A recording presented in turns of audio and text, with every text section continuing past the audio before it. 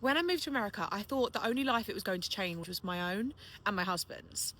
Moving here has touched my family and my friends so much more than I realised. So obviously I live in Boston, but I live in New England, right? In the UK, states like Vermont, New Hampshire, Maine and Rhode Island are very rarely spoken about by anybody that I know.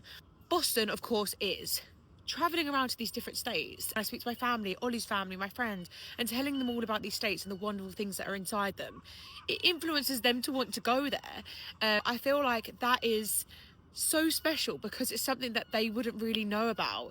None of my family knew exactly where Maine was on a map. I don't know if some of my family even knew that Rhode Island was a state, for example. Bits of like education, I guess, that I'm teaching my family. I'm teaching them how much lobster rolls are a massive part of our lives. I'm teaching them about Newport, Rhode Island and the beautiful mansions there.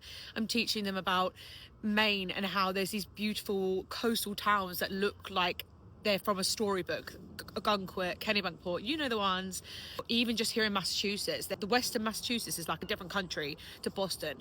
When I moved away from my very young nieces and nephews, and it was really heartbreaking for me to do that. But it's so amazing to buy them like Celtics jerseys. I bought my nieces and nephews Harvard sweatshirts when I went back this time. These sports that they don't play in the UK, so it's so fun to be able to introduce them to that, and it's part of their lives now.